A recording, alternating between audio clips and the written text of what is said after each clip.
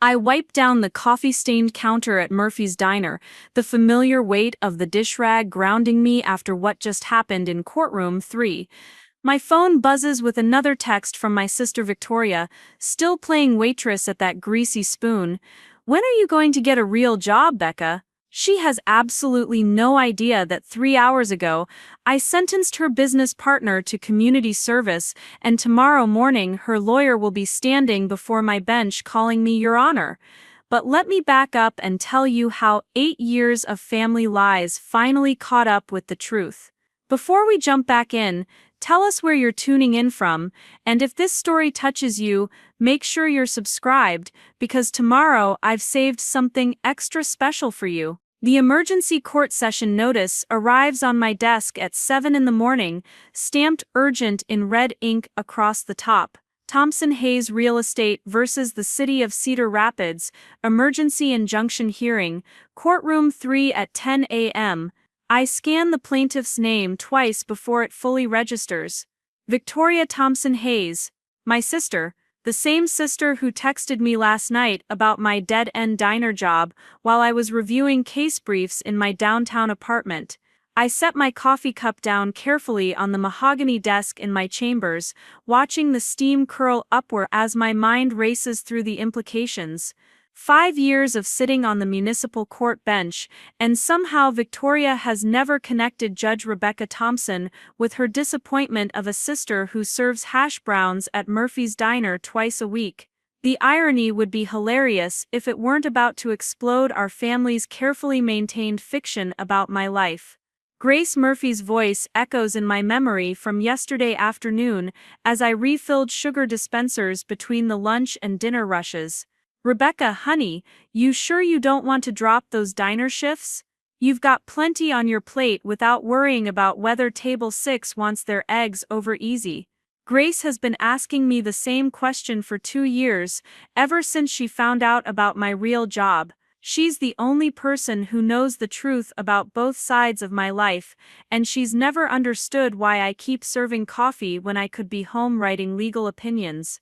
The truth is complicated, rooted in decisions I made 8 years ago when Victoria graduated summa cum laude from Northwestern Law and our parents threw a celebration dinner that lasted until midnight. I was finishing my second year at University of Iowa Law, pulling decent grades but nothing spectacular, and the constant comparisons to my brilliant older sister had worn me down to the bone. When Victoria landed her first position at a prestigious Chicago firm, making more money than Dad had ever dreamed of, the family narrative solidified around her success and my mediocrity. That summer, I started working at Murphy's Diner to pay for my third-year expenses. Grace hired me on the spot when I walked in wearing a wrinkled interview outfit, desperate for any job that would help me avoid more student loans. The work was honest and straightforward, nothing like the competitive backstabbing I witnessed daily at law school. Customers treated me with genuine kindness, and Grace became the grandmother I'd never had, teaching me about resilience and dignity in work that society dismisses as unimportant. When I graduated law school the following year, Victoria was already making partner track at her firm, and my parents had shifted their attention entirely to her accomplishments. My graduation dinner lasted 40 minutes, sandwiched between Dad's golf game and Mom's book club meeting. Victoria couldn't attend because she was closing a major commercial real estate deal, but she sent a card with a generic congratulations message and a $20 gift certificate to a restaurant chain. The municipal court clerkship opened up 6 months later, and I applied without telling my family. Judge Patricia Williams hired me based on my community service record and my thesis on restorative justice in local courts. Patricia became my mentor, teaching me that real justice happens in the daily interactions between courts and communities, not in the high-profile cases that make headlines. When she announced her retirement 3 years ago and recommended me as her successor, I felt like I had found my calling. My phone rings, interrupting my memories. Lisa Martinez, my court clerk, pokes her head through the doorway. "Judge Thompson, the attorneys are here for the emergency hearing." Thompson Hayes Real Estate brought quite an entourage. Lisa has worked in this courthouse for 15 years, and nothing surprises her anymore, but I catch the curiosity in her voice about the shared surname. How many attorneys? I ask, straightening my robes and checking my appearance in the mirror behind my desk. The black judicial robes transform me completely from the woman in Murphy's uniform who served coffee to courthouse staff just yesterday morning. None of them recognized me then, focused on their morning caffeine fix, and none of them will connect the dots now. 3 from Hayes and Associates, plus 2 from the city attorney's office, Lisa reports. And there's a woman in the gallery who keeps checking her phone and looking nervous. Blonde, expensive suit, looks like she owns the place. Victoria, my sister, is actually here, probably coordinating strategy from the gallery while her husband David handles the legal arguments. I gather my files and walk toward courtroom 3, my footsteps echoing in the marble hallway of the historic courthouse. The building was renovated 5 years ago, and the blend of original architecture with modern technology creates an atmosphere of dignified authority. My chambers overlook the town square where Murphy's Diner sits on the corner, red neon sign visible from my window. Sometimes I watch Grace unlocking the front door in the mornings, starting another day of feeding the community with the same dedication I bring to dispensing justice. The courtroom fills as I enter, and I spot Victoria immediately in the front row of the gallery. She's typing furiously on her phone, probably updating clients or coordinating with her team. Her blonde hair is pulled back in a perfect chignon, and her navy suit probably costs more than most people make in a month. David Hayes stands at the plaintiff's table, conferring with 2 associate attorneys while organizing thick folders of documents. I take my seat at the bench, the elevated position providing a clear view of everyone present. Victoria glances up from her phone briefly, her eyes skimming over me without recognition. Why would she look twice at a municipal court judge?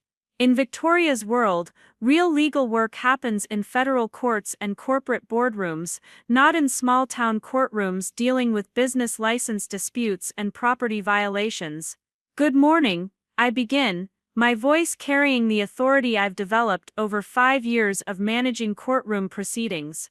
This is an emergency hearing in the matter of Thompson Hayes Real Estate versus the City of Cedar Rapids, case number 24-773. Counsel, please state your appearances for the record. David Hayes approaches the podium, his confidence evident in every gesture. David Hayes of Hayes and Associates, representing Thompson Hayes Real Estate, Your Honor. With me today are Associates Jennifer Walsh and Marcus Kim. He gestures toward his team with practiced precision, clearly accustomed to commanding courtroom attention. The city attorney, Robert Crawford, rises from the defendant's table. Robert Crawford, city attorney, representing the City of Cedar Rapids in this matter, Your Honor. With me is Assistant City Attorney Maria Gonzalez. Robert has appeared before me dozens of times over the years, and Preparing and narrating this story took us a lot of time, so if you are enjoying it, subscribe to our channel. It means a lot to us. Now back to the story. We have a professional rapport built on mutual respect and efficient case management. Mr. Hayes, this is your emergency motion. Please proceed with your argument. I settle back in my chair, maintaining the neutral expression that has become second nature during complex proceedings.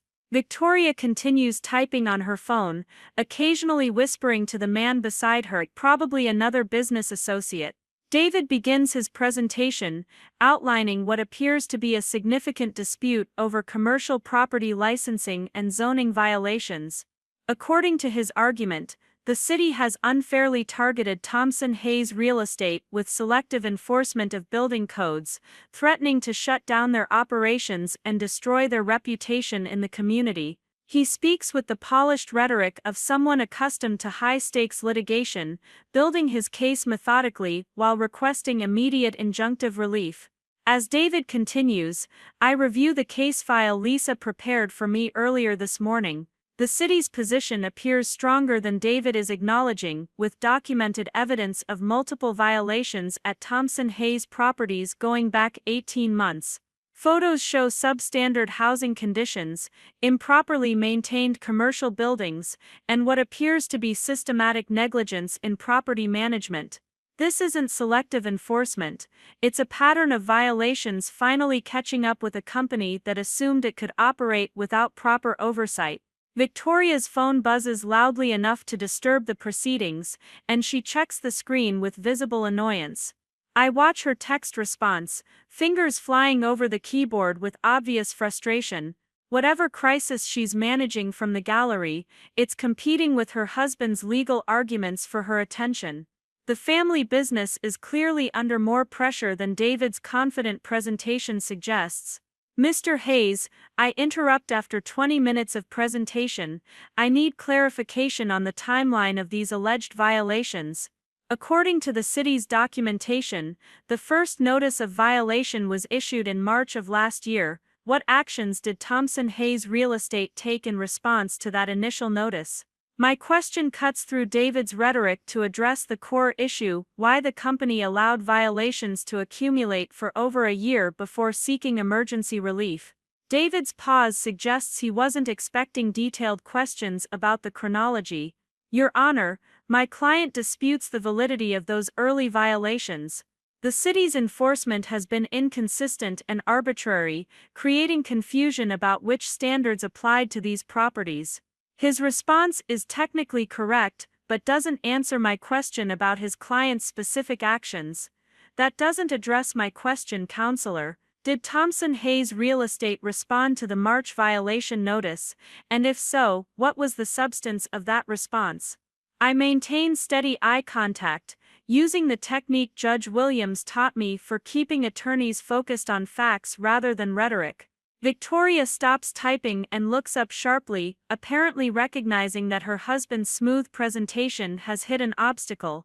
For the first time since entering the courtroom, she focuses completely on the legal proceeding, her business-trained mind probably calculating the implications of my probing questions.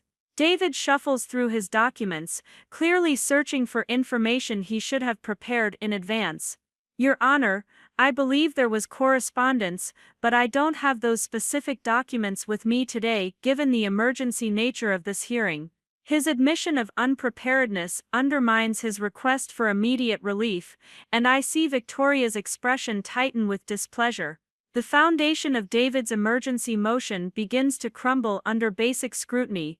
If Thompson Hayes Real Estate has been ignoring violation notices for over a year, their current crisis is self-created rather than the result of arbitrary city enforcement.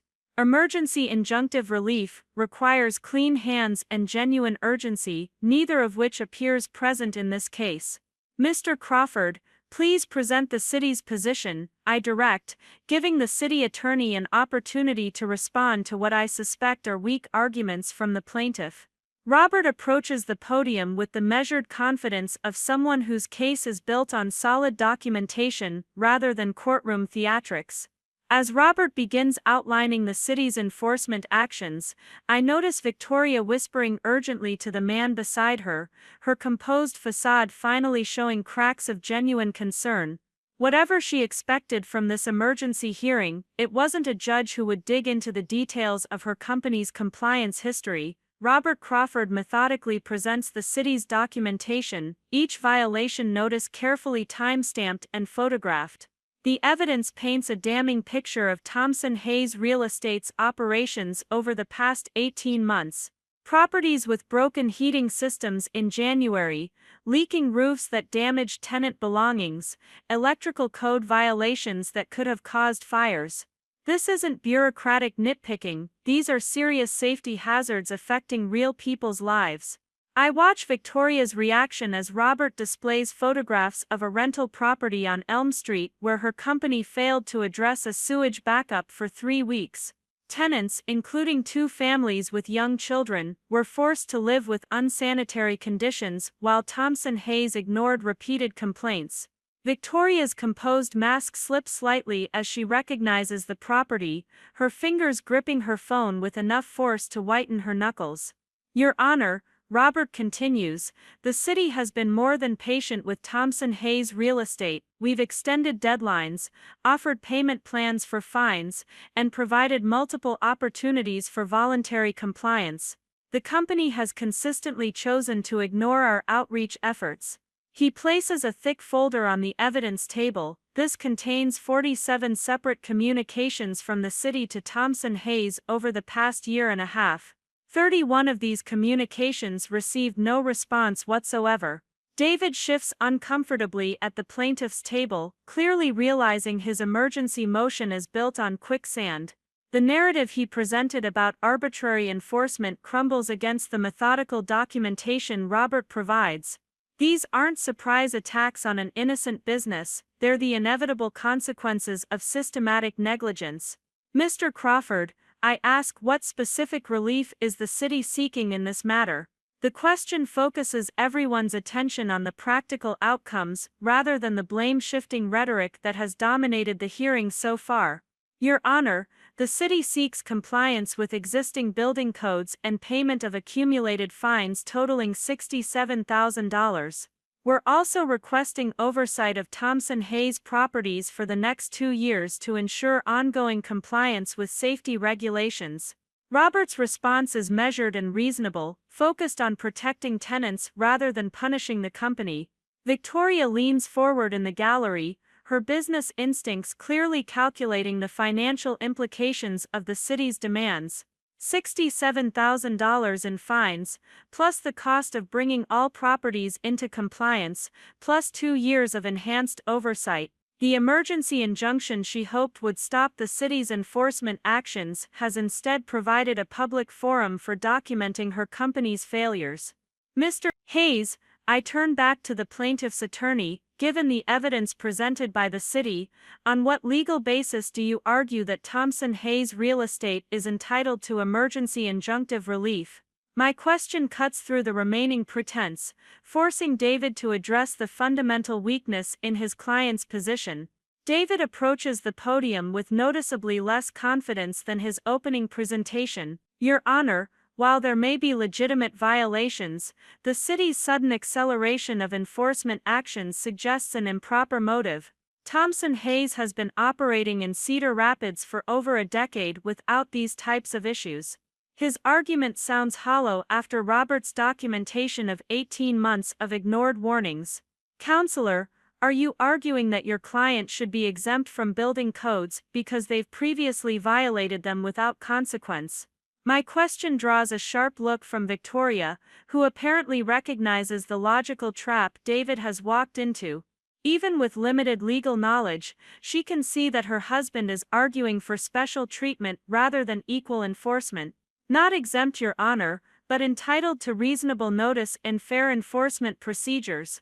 David's retreat from his original position confirms what everyone in the courtroom now understands: Thompson Hayes Real Estate has no legitimate basis for emergency relief. The courtroom falls silent as I review my notes, considering the appropriate response to what amounts to a frivolous emergency motion. Victoria stops typing entirely, her attention focused completely on the judicial process for the first time since entering the room. The confident woman who texted me about my dead-end job 12 hours ago is watching her family business face serious legal and financial consequences. Based on the evidence presented today, I find that Thompson Hayes Real Estate has failed to demonstrate any basis for emergency injunctive relief.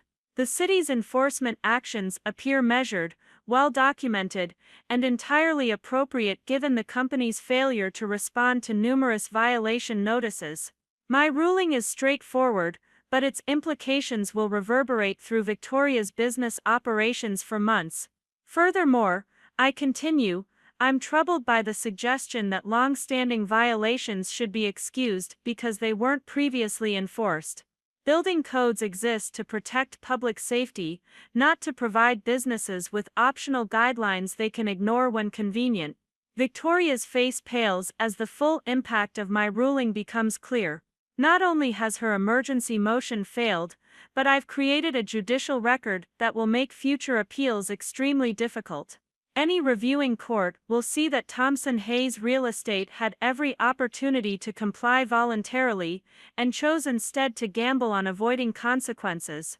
Mr. Crawford, please prepare a compliance timeline with specific deadlines for addressing each violation. I want monthly progress reports filed with the court, and I'm scheduling a status conference for 6 weeks from today. My directive ensures continued judicial oversight, exactly what Victoria hoped to avoid by seeking emergency relief. Hayes, your client has 30 days to file a response to the city's compliance demands. If Thompson Hayes chooses to negotiate a settlement, I encourage good faith discussions focused on tenant safety rather than legal technicalities. I give David an opportunity to salvage something from this disaster, but my tone makes clear that continued obstruction won't be tolerated. As I prepare to adjourn the hearing, Victoria rises from the gallery and approaches her husband at the plaintiff's table. Her whispered conversation is urgent and animated, clearly expressing displeasure with both the outcome and David's handling of the case. The woman who dominated our family dynamics through sheer force of personality is discovering that courtrooms operate by different rules. This matter is continued pending compliance review. Court is adjourned. I bring down the gavel, officially ending the emergency hearing that has exposed Thompson Hayes Real Estate's systematic misconduct to judicial scrutiny. The courtroom empties slowly, with David and his associates gathering their materials in obvious defeat. Victoria remains in animated conversation with several people I don't recognize, probably business partners or investors concerned about the financial implications of today's ruling. Her confident facade has been replaced by the focused intensity of someone managing a genuine crisis. I return to my chambers, closing the door behind me as the weight of what just occurred begins to settle. Victoria attended a court hearing where her sister presided as judge, never recognizing the woman she regularly dismisses as a failure. The irony is almost overwhelming, but it's complicated by genuine concern about the housing conditions documented in Robert's presentation. Lisa knocks on my chamber door, entering with her usual efficiency. Judge Thompson, there's a reporter from the Cedar Rapids Gazette asking about the Thompson Hayes hearing. Apparently they've been investigating complaints about rental property conditions. Lisa's news adds another layer of complexity to Victoria's problems. Legal defeat is embarrassing, but public exposure of tenant exploitation could destroy her company's reputation permanently. Tell them I can't comment on pending litigation, but they're welcome to review the public court records. I respond, maintaining the judicial neutrality required even when the case involves family members. The reporter's interest suggests that Victoria's problems extend beyond today's hearing into broader community concerns about housing quality. My phone buzzes with another text message, and I check the screen expecting routine court business. Instead, I see Victoria's name with a message that makes my stomach tighten. Emergency at office. David completely botched the hearing. Judge was totally unreasonable. Need all hands to figure out damage control. She's texting me about the hearing where I was the judge, seeking sympathy from the sister she believes is serving coffee at Murphy's Diner. The disconnect between Victoria's reality and the truth has never been more stark. She's asking for emotional support from the judge, who just ruled against her, without any awareness of the connection. 8 years of careful separation between my two identities has created a situation so surreal it feels like fiction. I walk to my window overlooking the town square, where Murphy's Diner shows signs of the afternoon rush beginning. Grace will be managing the lunch crowd with her usual combination of efficiency and warmth, treating each customer with genuine respect regardless of their occupation or social status. The contrast with the world Victoria inhabits, where people's worth is measured by their professional achievements and financial success, couldn't be more pronounced. The afternoon stretches ahead with routine administrative tasks, but my concentration is shattered by the morning's events. How do I respond to Victoria's text without revealing my role in her legal disaster? How do I navigate family conversations about her business problems when I'm the judge overseeing her compliance requirements? The careful balance I've maintained between my two identities is about to become impossible to sustain. Emma Rodriguez calls as I'm reviewing case files, her prosecutor's instincts immediately detecting something unusual in my voice. Rebecca, you sound stressed, rough day in court.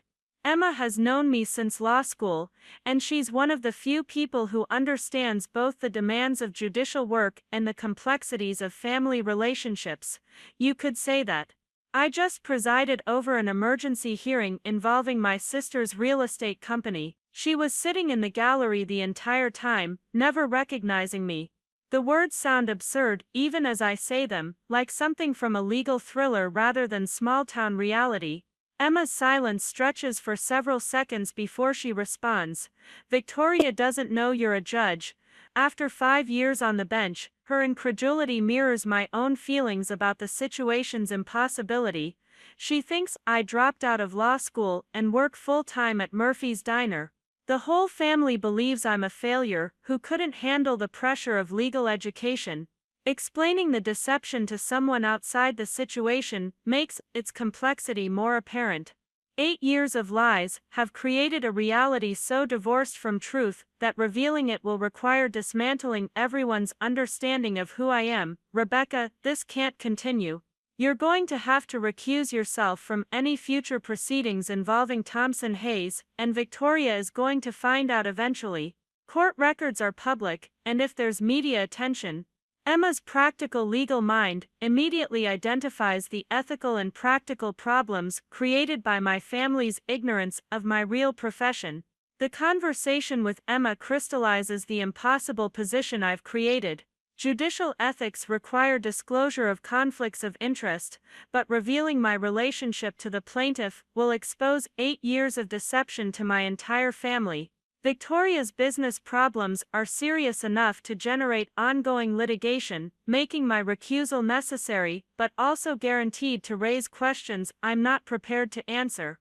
That evening, I drive to Murphy's Diner for my regular Thursday shift, the familiar routine offering comfort after the day's complications. Grace greets me with her usual warm smile, but her expression shifts to concern when she sees my face. Honey, you look like you've been wrestling with the devil himself. Bad day at the courthouse? Something like that, I reply, tying my apron around my waist and checking the evening specials Grace has written on the whiteboard. Meatloaf, mashed potatoes, and green beans. Comfort food for a community that values substance over sophistication. Grace's wisdom, earned through 40 years of serving the public, has always provided perspective when my professional responsibilities feel overwhelming. You know, Rebecca, secrets have a way of revealing themselves when the time is right. Forcing them out usually creates more problems than letting them surface naturally. Her observation hits uncomfortably close to home. What if the secret is protecting people from getting hurt? I ask, wiping down tables while the dinner crowd begins arriving. Courthouse staff, city employees, and regular citizens fill the red vinyl booths, creating the diverse community mix that drew me to municipal court work in the first place. Protecting them, or protecting yourself? Grace's question stops me mid-wipe, her gentle challenge forcing me to examine motivations I've avoided confronting for 8 years. Sometimes what we think is kindness is really fear dressed up in good intentions. The evening shift passes quietly, giving me time to think while serving familiar faces and making small talk about weather, local sports, and community events. None of these people care that I'm a judge. They value the friendly service and genuine conversation that makes Murphy's Diner feel like an extension of their living rooms. Around 9 o'clock, as I'm refilling coffee for a retired teacher who comes in every Thursday, my phone buzzes with another text from Victoria. Talked to Dad about the hearing today. He thinks we should sue that judge for bias. David says she was completely unreasonable and probably corrupt. This whole town is backwards. The message includes several laughing crying emojis, as if her legal troubles are primarily a source of amusement rather than serious professional consequences. The accusation of corruption stings more than it should, given the source, but it also reveals how completely Victoria misunderstands what occurred in the courtroom. David's presentation was legally deficient and factually weak, any competent judge would have reached the same conclusion. Her assumption that adverse rulings indicate bias or corruption demonstrates the entitled mindset that created her compliance problems in the first place. I finish my shift at Murphy's and drive home to my modest apartment, the familiar routine of changing out of my uniform and reviewing tomorrow's court calendar providing structure for chaotic thoughts. The living room's simple furniture and overflowing bookshelves reflect priorities that have nothing to do with impressing others or maintaining social status. This is the life I've chosen, combining meaningful work with genuine community connections.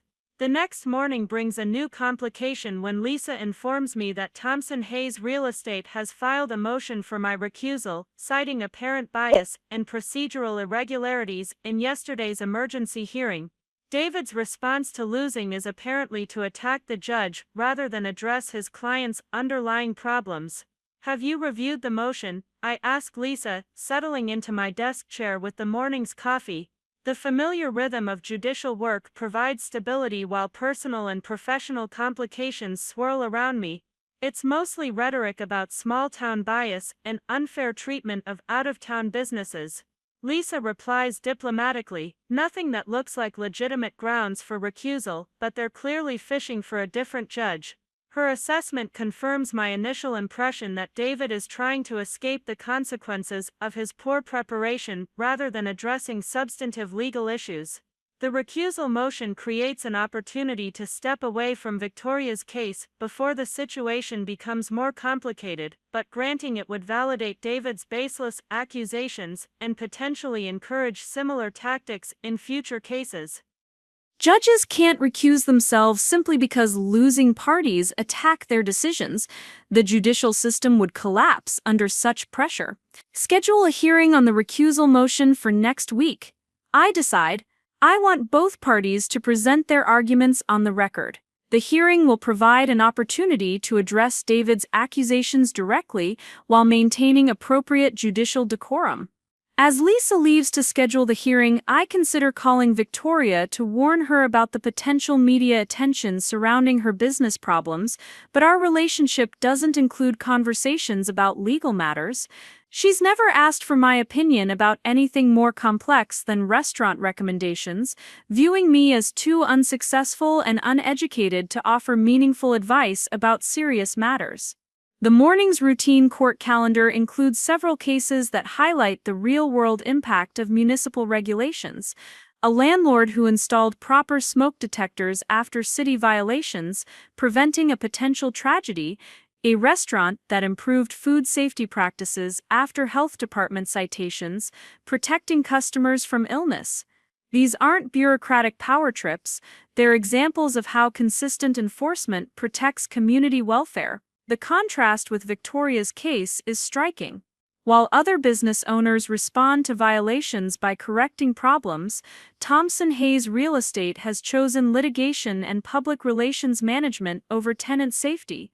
The pattern reveals a fundamental disconnect between Victoria's self-image as a successful professional and her actual business practices.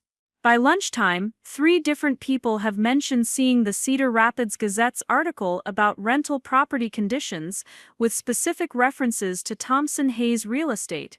The reporter's investigation has expanded beyond yesterday's court hearing into broader questions about housing quality and landlord accountability. Victoria's problems are becoming public in ways that legal maneuvering can't control. I walked to Murphy's for a quick lunch, needing Grace's perspective on the increasingly complicated situation. The diner is busy with the usual mix of courthouse employees, city workers, and downtown business owners, creating the cross-section of community life that makes small cities function effectively. Grace serves me a bowl of her famous vegetable soup without being asked, recognizing my need for comfort food and familiar surroundings. "You still wrestling with that secret, honey?" she asks, settling into the booth across from me during a brief lull in the lunch rush. "It's getting more complicated by the hour," I admit, stirring the soup while avoiding eye contact. The person the secret is protecting is making it harder to keep protecting them. Grace's understanding nod suggests she's familiar with such moral dilemmas from her own life experience. Sometimes the kindest thing we can do for someone is stop enabling their illusions, Grace observes, watching me carefully. Sounds like your family might need to learn who you really are, even if the truth hurts initially. Her words echo Emma's advice from yesterday, creating a consensus among the people who know me best. The afternoon brings news that makes continued secrecy impossible. Lisa informs me that Victoria's recusal motion has attracted attention from the State Judicial Ethics Commission, which is now reviewing the matter to ensure appropriate handling of potential conflicts of interest. The Commission's involvement transforms a local legal dispute into a matter of statewide judicial oversight. Judge Thompson, I need to ask directly, Lisa says, closing my office door behind her. Do you have any personal relationship with the parties in Thompson Hayes versus the City of Cedar Rapids? Her question is required by judicial ethics rules, but it forces me to confront the deception I've maintained even within my professional environment. Victoria Thompson Hayes is my sister. I admit, the words feeling strange after years of compartmentalization. However, she's unaware of my position on the bench and believes I work only at Murphy's Diner. Lisa's expression shifts from surprise to concern as the implications become clear. Your Honor, this creates serious ethical issues. You should have disclosed this relationship immediately and recused yourself from the case. Lisa's response is professionally correct, but it also confirms that my attempt to protect Victoria has instead created greater problems for everyone involved. The Ethics Commission will require complete disclosure of my relationship with the plaintiff, including explanation of why I didn't recuse myself initially. Victoria's motion for recusal, ironically, has triggered the investigation that will expose our family relationship and 8 years of maintained deception. The truth I've protected so carefully is about to emerge through the worst possible circumstances. I spend the rest of the afternoon preparing my response to the Ethics Commission, documenting my relationship with Victoria and explaining my failure to recuse immediately. The statement reads like a confession of professional misjudgment, complicated by personal family dynamics. Whatever happens next, my careful separation of personal and professional identities has ended permanently. That evening, I skip my usual shift at Murphy's and instead drive to the overlook above Cedar Rapids, where the city lights spread below like a circuit board of human activity. Each light represents families, businesses, and communities connected by shared geography and common needs for safety, fairness, and dignity in their daily lives. My work as a judge serves these connections, helping resolve conflicts and enforce standards that protect everyone's welfare. Victoria's text interrupts my reflection. David thinks we should hire a private investigator to look into that judge's background. She's probably taking bribes from the city or has some other conflict of interest. Nobody rules against emergency motions unless something fishy is going on. The message reveals how little Victoria understands about judicial process and professional ethics, but it also previews her likely reaction when our relationship becomes public knowledge. The private investigator Victoria wants to hire will discover within hours what 8 years of family deception has concealed. Judge Rebecca Thompson and Victoria's disappointing younger sister are the same person, and tomorrow's Ethics Commission inquiry will make that connection public record. The revelation will destroy not only Victoria's assumptions about my life, but also her ability to blame external forces for her business problems. I drive home through downtown Cedar Rapids, passing Murphy's Diner, where Grace is closing up for the evening, and the courthouse where tomorrow's proceedings will finally force honesty into relationships built on comfortable lies. The two buildings represent the dual aspects of my life that have remained separate for 8 years, but which circumstances now require me to integrate publicly.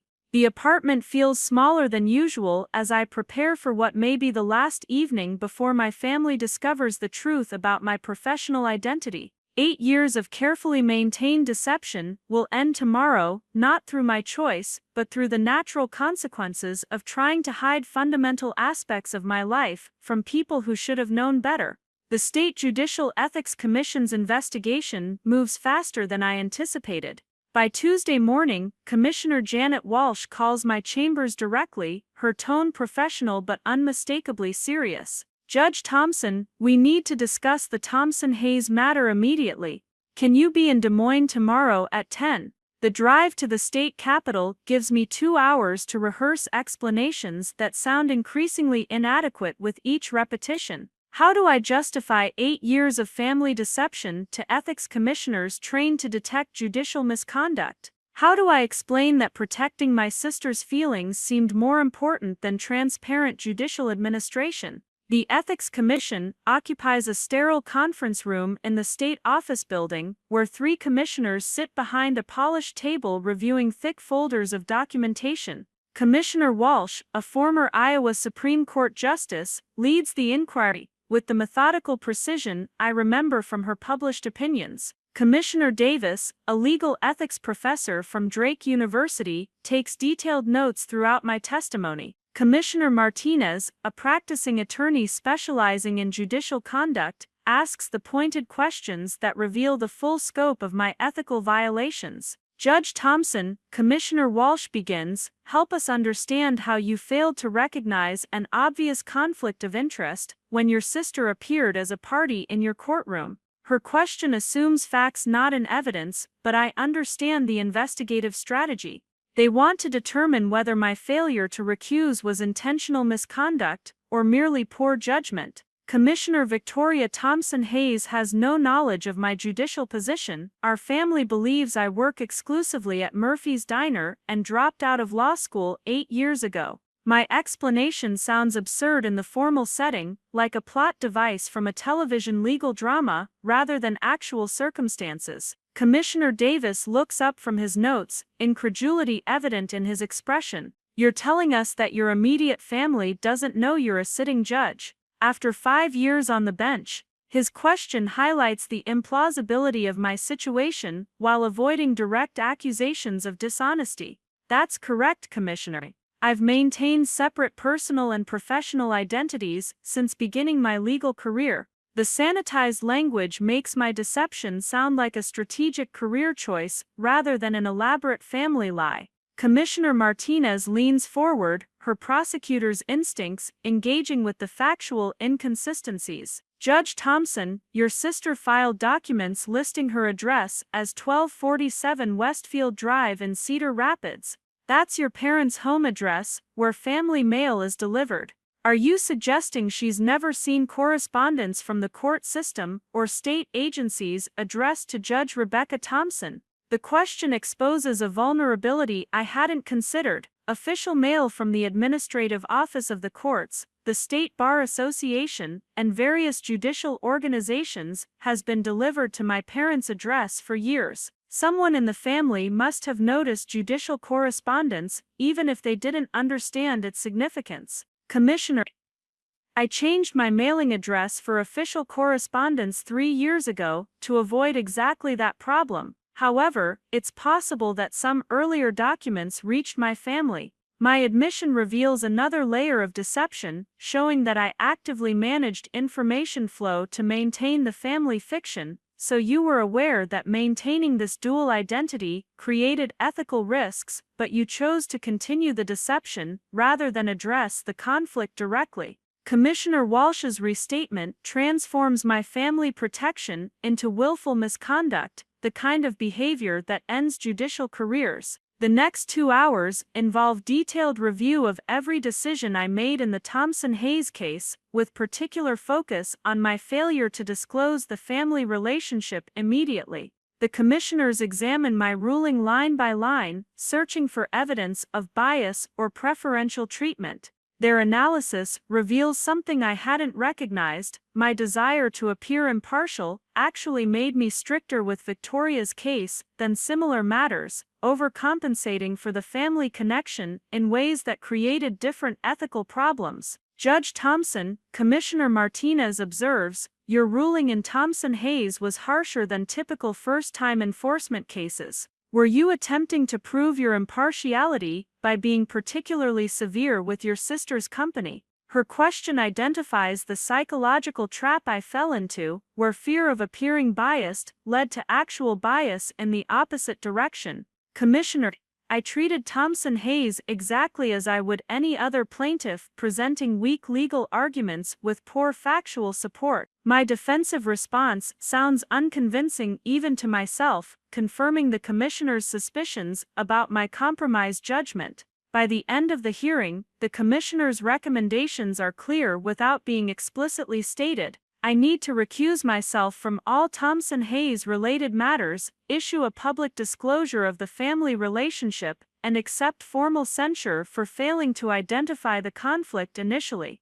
The alternative is resignation from the bench and potential disciplinary proceedings through the state bar. The drive back to Cedar Rapids provides time to consider how Victoria will react when the Ethics Commission's findings become public. Her assumption that corrupt judges and biased enforcement explain her legal troubles will be replaced by the knowledge that her despised younger sister presided over her case. The revelation will destroy not only her illusions about my life, but also her ability to blame external forces for business problems created by systematic negligence. I arrive at Murphy's for my Thursday evening shift to find Grace reorganizing the storage room with unusual intensity. Physical activity often reflects emotional processing for her, and I recognize the signs of someone working through difficult thoughts. "Rough week, honey?" she asks without looking up from inventory sheets. "The Ethics Commission investigation is moving forward.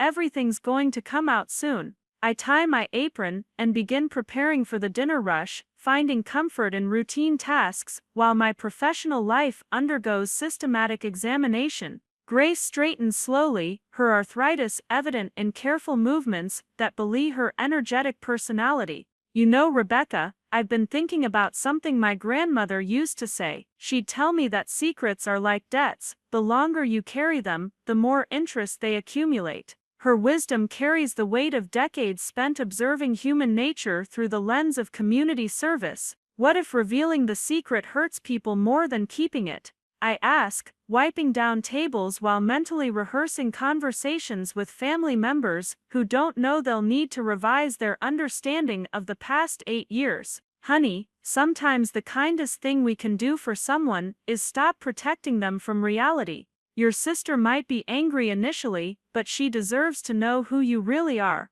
Grace's observation echoes Emma's advice, creating consensus among people whose judgment I trust. The evening shift passes with unusual quiet, giving me time to think, while serving familiar faces who treat me with genuine warmth regardless of my professional achievements. These relationships, built on daily interactions rather than resume credentials, represent the authentic connections that drew me to municipal court work initially. None of these people need to be impressed by my judicial title, they value the friendly service and genuine conversation that makes Murphy's feel like an extension of their homes. Around 8 o'clock, my phone buzzes with a text from Victoria that makes my stomach tighten. "Private investigator found some interesting information about that judge. Turns out she's been involved in several controversial rulings. We might have grounds for appeal based on her track record." The message reveals Victoria's continued assumption that external corruption, rather than her own business practices, explains her legal troubles.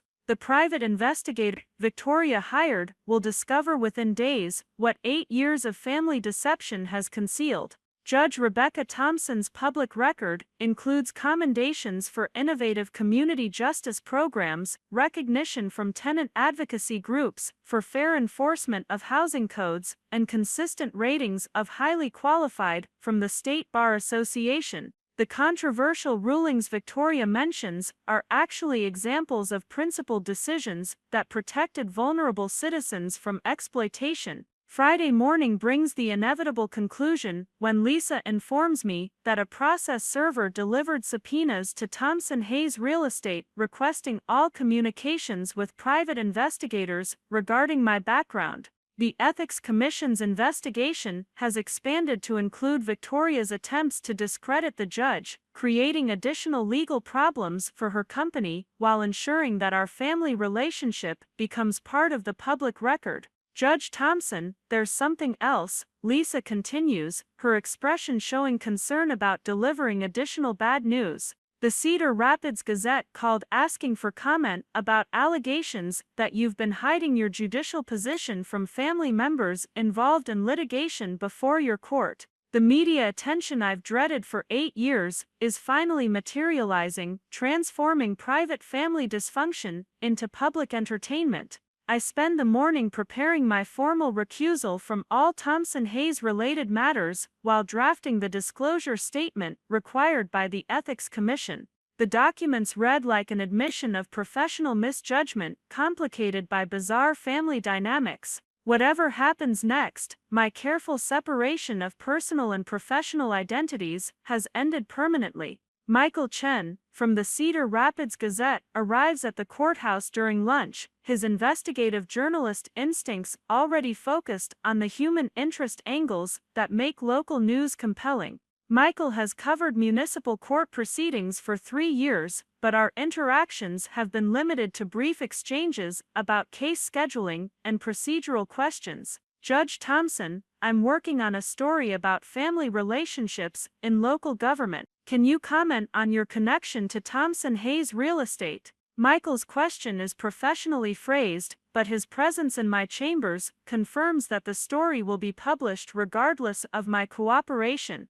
Mr. Chen, I've filed appropriate disclosures with the Ethics Commission and recused myself from the Thompson-Hayes matter. I can't comment further on pending litigation. My response follows standard judicial protocol, but it also acknowledges the family relationship without providing details that might compromise ongoing proceedings.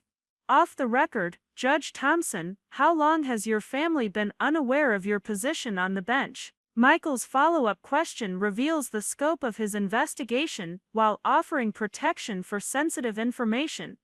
Off the record, Mr. Chen, family dynamics are complicated. Sometimes protecting people from difficult truths creates bigger problems than addressing them directly. My answer provides context without confirming specific facts, but Michael's expression suggests he already knows most of the story. The afternoon brings a call from Emma Rodriguez, whose prosecutorial experience provides perspective on the media attention surrounding my situation. Rebecca, the legal community is talking about your ethics investigation. Most people are sympathetic, understanding that family relationships create impossible conflicts sometimes. Emma's reassurance helps, but I know that judicial careers rarely survive public scrutiny of personal conduct. Emma, what would you do if you were in my position? I ask, genuinely uncertain about the best path forward.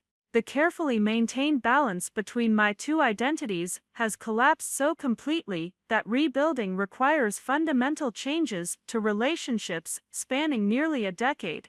I'd tell Victoria the truth before she reads it in the newspaper. Emma responds immediately. She's going to be angry regardless, but hearing it from you gives her a chance to process the information privately before it becomes public knowledge. Emma's advice aligns with Grace's earlier observations about the accumulating cost of maintained secrets. That evening, I drive past Victoria and David's house in the affluent Westwood neighborhood, noting the perfectly manicured lawn and expensive cars that reflect their professional success. The contrast with my modest apartment and 8-year-old Honda highlights the different values that have shaped our respective life choices. Victoria measures achievement through external markers of status and wealth. I find satisfaction in meaningful work and authentic community connections. My phone rings as I'm debating whether to knock on Victoria's door, and her name appears on the screen. Becca, can you come over? I need to talk to someone about this legal nightmare, and David is being completely useless. Victoria's request for support from the sister she regularly dismisses creates an opportunity to reveal the truth before media coverage makes disclosure involuntary. I'll be right there, I respond, turning into Victoria's driveway while mentally rehearsing conversations I've avoided for 8 years. Victoria meets me at the front door, wearing yoga clothes and an expression of frustrated exhaustion. Her usually perfect appearance shows signs of stress, with dark circles under her eyes and hair pulled back in a casual ponytail. The woman who dominated our family dynamics through sheer force of personality looks genuinely vulnerable for the first time in memory. "Come in, I made coffee," she says, leading me toward the kitchen, where legal documents cover the granite countertop like evidence from a crime scene. This whole situation is insane. That judge is obviously corrupt or incompetent, and now there are ethics investigations and newspaper reporters asking questions about our business practices. The kitchen's expensive appliances and designer finishes reflect Victoria's taste for luxury, but the atmosphere feels cold compared to Murphy's Diner's warm familiarity. I sit at the breakfast bar while Victoria paces, her nervous energy filling the space between us with tension I know will increase dramatically within the next few minutes. "Victoria, there's something I need to tell you about the judge in your case." The words come out more calmly than I expected, my voice steady, despite the magnitude of what I'm about to reveal. "Don't tell me you know her," Victoria responds, continuing to pace while organizing papers with nervous efficiency. "This town is so small that everyone's connected somehow. Probably went to high school with her or something equally ridiculous. I am her," I say simply, the three words hanging in the air like smoke from an explosion. Victoria stops pacing, her hands frozen over a stack of legal briefs. "What do you mean, you are her?" The question comes out slowly, her mind clearly struggling to process information that contradicts 8 years of established family narrative. "I'm Judge Rebecca Thompson. I've been sitting on the municipal court bench for 5 years. My explanation is direct and factual, avoiding the emotional complications that will inevitably follow." Victoria's face cycles through confusion, disbelief, and dawning comprehension as the implications become clear. "That's impossible. You work at Murphy's Diner, you dropped out of law school. She trails off, unable to complete the sentence that would dismiss me as the family failure.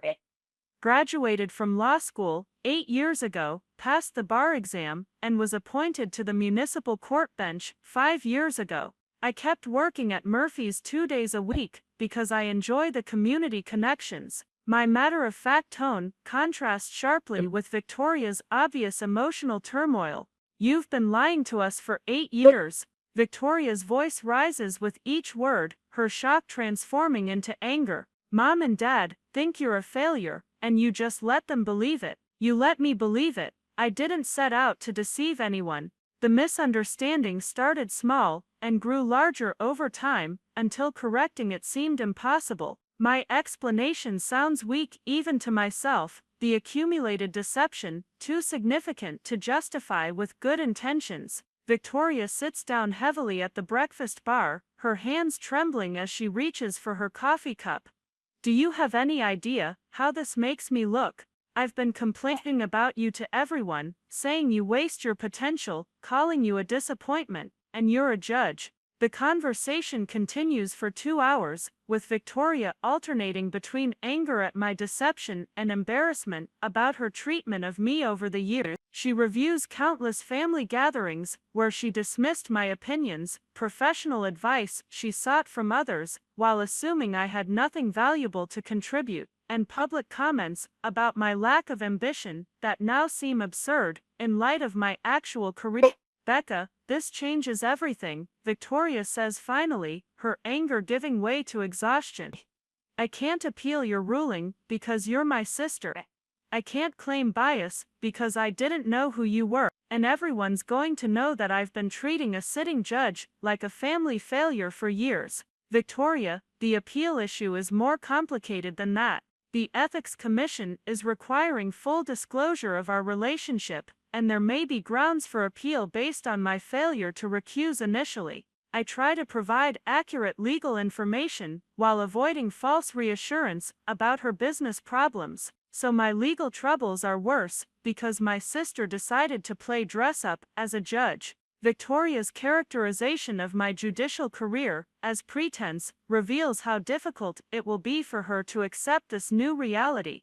Your legal troubles exist because Thompson Hayes Real Estate ignored building code violations for 18 months, I respond, my patience finally wearing thin. The judge's identity doesn't change the underlying fact about tenant safety and property maintenance. Victoria's expression hardens as she realizes that her business problems won't disappear with the revelation of our relationship. Are you going to lecture me about property management now? Is that part of your secret judge identity? I'm going to tell you the same thing I tell everyone who appears in my courtroom. Building codes exist to protect people's safety and welfare. Ignoring them creates real consequences that go beyond legal technicalities. My response maintains the professional tone I've developed over 5 years of judicial service, but Victoria clearly interprets it as sisterly condescension. The conversation deteriorates from there, with Victoria unable to separate her embarrassment about our relationship from her anger about her business problems. By the time I leave her house, near midnight, she's convinced that my deception has somehow created her legal troubles, rather than simply expose them to judicial scrutiny. I drive home through empty downtown streets, passing Murphy's Diner, where Grace has left the night lights on, and the courthouse, where tomorrow's proceedings will continue without my involvement in the Thompson Hayes matter.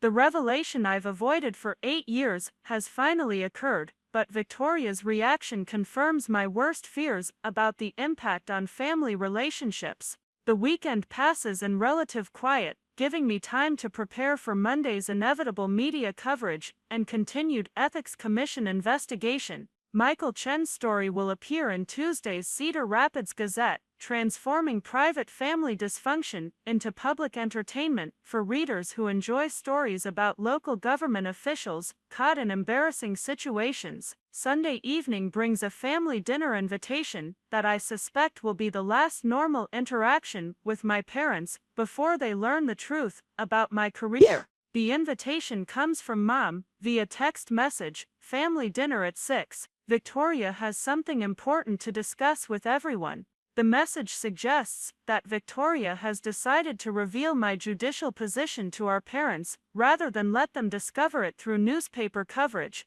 I arrive at my parents' house on Westfield Drive to find Victoria's car already in the driveway, along with vehicles belonging to my aunt and I.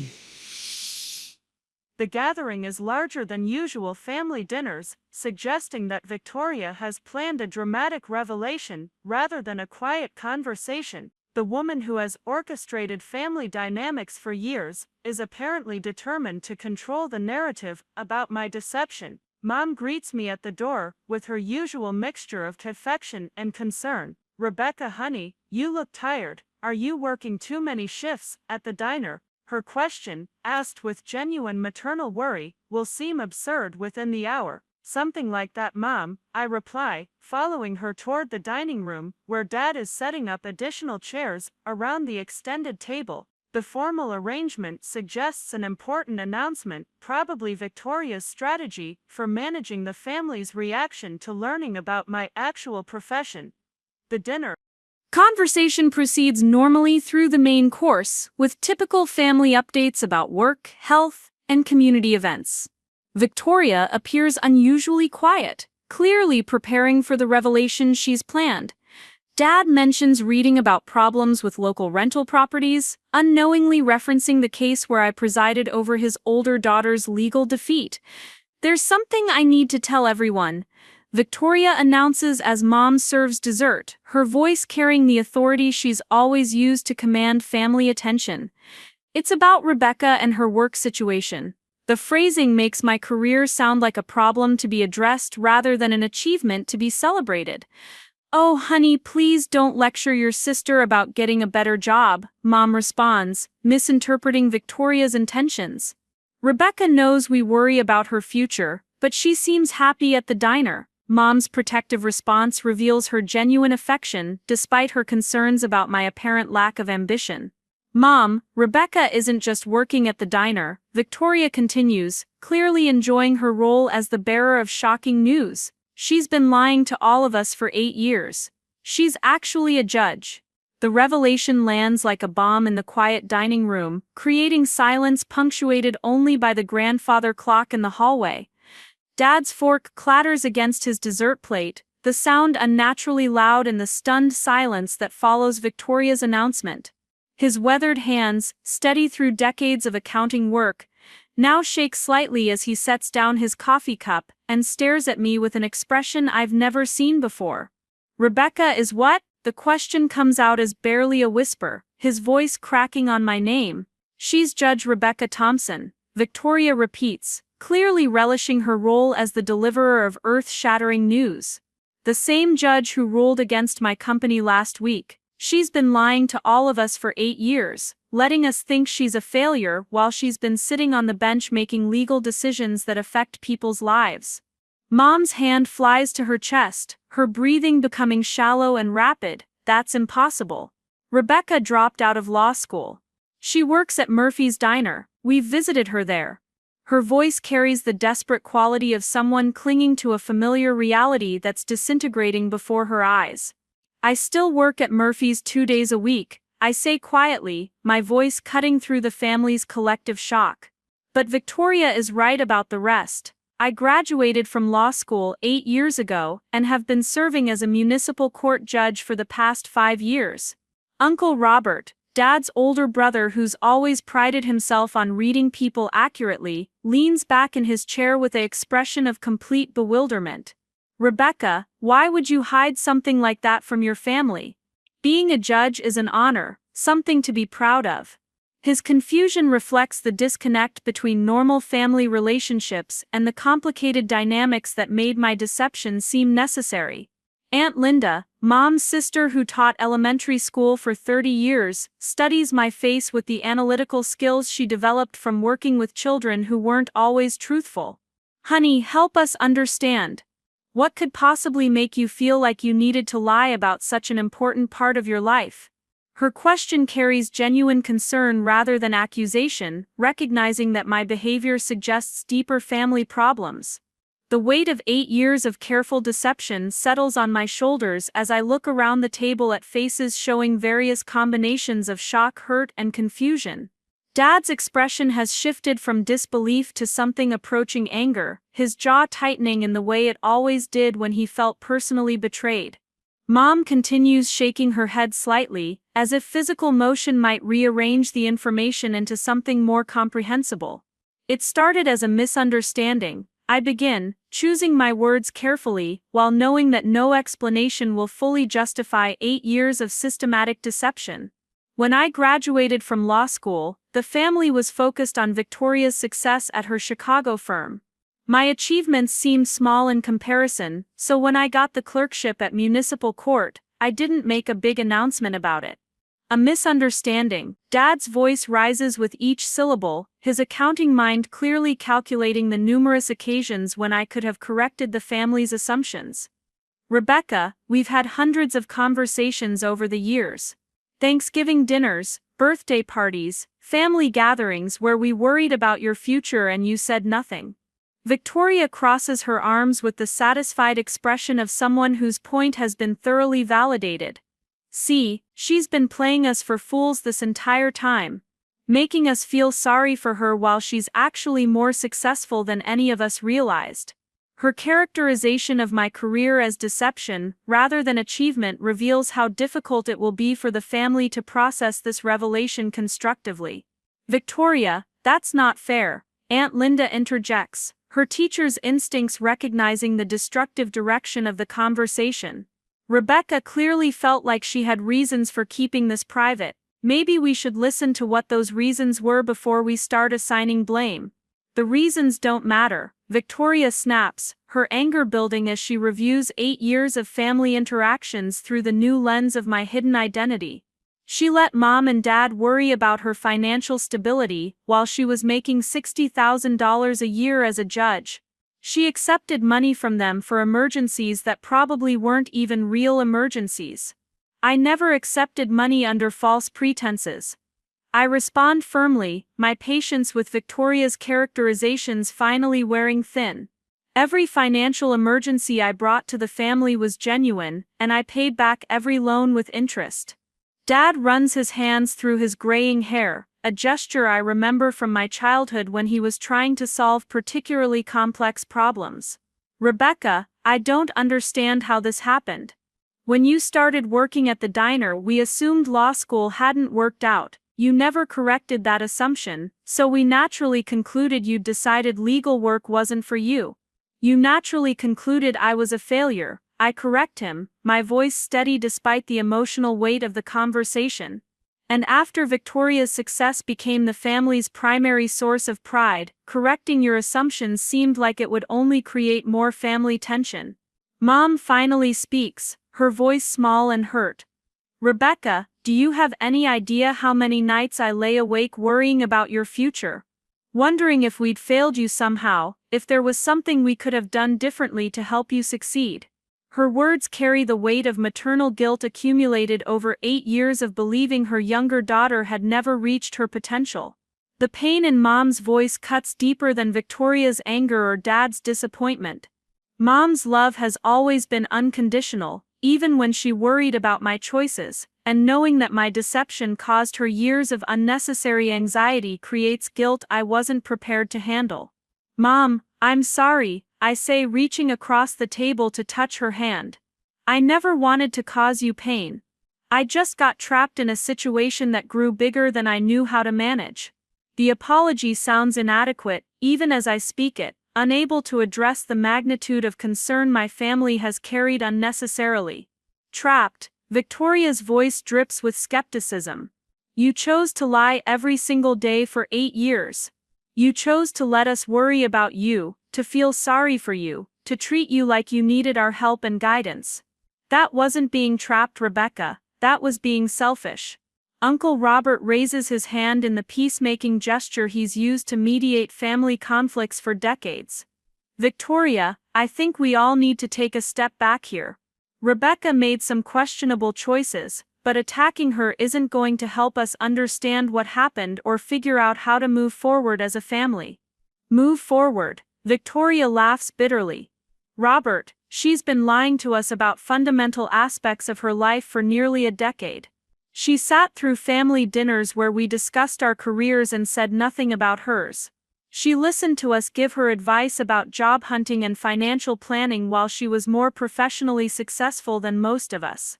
How do we trust her about anything now? The question hangs in the air like smoke from an explosion, highlighting the trust issues that will complicate our family relationships for years to come. Victoria's points are accurate, even if her tone is harsh. I have participated in hundreds of family conversations where my silence created false impressions about my life circumstances. Victoria raises valid concerns. I acknowledge, surprised by my ability to remain calm in the face of her escalating anger. I understand that my choices have damaged your trust, and I don't expect forgiveness to come easily or quickly. Dad leans forward, his expression showing the analytical thinking that made him successful in accounting. Rebecca, I need to understand something. When you were appointed to the bench 5 years ago, that was a public process. Your name was in the newspaper, there were probably ceremonies or public announcements. How did none of us hear about it? The question reveals another layer of deception I've avoided thinking about. I asked Judge Williams and the court administrator to keep the announcement low-key. I said I preferred privacy about the appointment, which they respected. My explanation shows the active steps I took to prevent family discovery, making my deception more intentional than I've admitted even to myself. So you specifically asked them to help you hide your appointment from your family. Mom's voice carries a note of hurt that cuts straight through my defenses. Rebecca, that suggests this wasn't just a misunderstanding that got out of hand. You deliberately concealed your success from the people who love you most. Aunt Linda tries again to redirect the conversation toward understanding rather than recrimination. Rebecca, honey, can you help us understand what made you feel like you needed to hide your achievements from your family? What were you afraid would happen if we knew the truth? The question forces me to confront motivations I've avoided examining for 8 years. I was afraid you'd see my appointment as less impressive than Victoria's career trajectory. Municipal court judges in small Iowa towns don't have the prestige of Chicago corporate attorneys. I thought the truth would just confirm that I was still the less successful daughter. Less successful, Dad's voice rises with genuine incredulity. Rebecca, being appointed as a judge at 32 years old is extraordinary. Most judges don't reach the bench until their 50s or 60s. We would have been incredibly proud of your achievement. Would you have been prouder of me than you were of Victoria? I asked, the question emerging from depths of sibling insecurity I thought I'd outgrown. Because every family conversation for the past 8 years has centered on Victoria's accomplishments, her salary increases, her professional recognition, her success stories. I didn't see room in the family narrative for a small-town judge who also serves coffee at a local diner. The admission creates another moment of uncomfortable silence as the family processes my perception of their favoritism toward Victoria. Uncle Robert and Aunt Linda exchange meaningful glances, clearly recognizing family dynamics that others have tried to ignore. Victoria's expression shifts slightly, her anger giving way to something that might be recognition or even guilt. Rebecca, are you saying you lied to us for 8 years because you were jealous of the attention I received? Her question strips away the complexity of family relationships, reducing my motivations to simple sibling rivalry. I'm saying I lied because I felt invisible in this family unless I was the object of your concern or pity. I respond, my voice carrying frustration that has been building for years. Being the disappointing daughter who needed help and guidance gave me a role in family dynamics. Being a successful professional would have made me irrelevant to conversations that always center on Victoria's latest achievements. Mom's eyes fill with tears as she absorbs the implications of my words. Rebecca, are you telling us that we made you feel like your accomplishments didn't matter? Her question reveals a parent's worst fear about accidentally damaging their child's self-worth through unconscious favoritism. You're telling us that our concern for your welfare was actually harmful to your sense of self-worth. Dad adds, his accounting mind struggling to balance the emotional equations involved in family relationships. I'm telling you that families can create dynamics where some achievements matter more than others. Where some children's success gets celebrated while others' accomplishments get overlooked. I explain, trying to help them understand without completely destroying their self-perception as loving parents. Victoria stands up abruptly, her chair scraping against the hardwood floor. This is ridiculous. You're blaming us for your decision to lie. You're making yourself the victim in a situation where you've been deceiving people who love you. Her defensive anger suggests she recognizes some truth in my observations about family dynamics. I'm not making myself a victim, Victoria. I'm trying to explain how family relationships can become complicated in ways that create impossible situations. My response maintains the calm tone I've developed through years of judicial proceedings, but Victoria clearly interprets it as condescension. Impossible situations. Victoria's voice escalates with each word. The only impossible situation here is that my sister has been living a double life while letting her family worry about her unnecessarily. And now I find out she's the judge who ruled against my company, which creates a whole new set of legal and professional problems I have to address. Uncle Robert intervenes before the conversation deteriorates further. Victoria, I think we need to separate Rebecca's personal choices from your business legal issues. Those are two different problems that require different solutions. They're not separate problems when the judge who's been ruling against my business is my sister who's been lying to me for 8 years. Victoria retorts, her anger now focused on the practical implications of my revelation. Do you understand what this does to my credibility in the legal community? Do you realize how this makes me look professionally? Victoria, your credibility issues exist because Thompson Hayes Real Estate ignored building code violations for 18 months. I respond, my judicial training taking over as personal emotions threaten to overwhelm the conversation. My identity doesn't change the facts about tenant safety or property maintenance standards. Don't lecture me about property management, Victoria snaps. You've been sitting in your courtroom making decisions about things you don't understand while pretending to be a diner waitress in your spare time. What kind of person maintains that level of deception? Aunt Linda stands up from her chair, her teacher's authority commanding attention from everyone at the table. That's enough. This conversation is becoming destructive, and we need to step back before people say things they'll regret permanently. Her intervention creates a pause in the escalating conflict, allowing rational thought to intrude on emotional reactions. Linda's right, Dad agrees, his accounting mind recognizing that continued argument will only deepen the family divisions.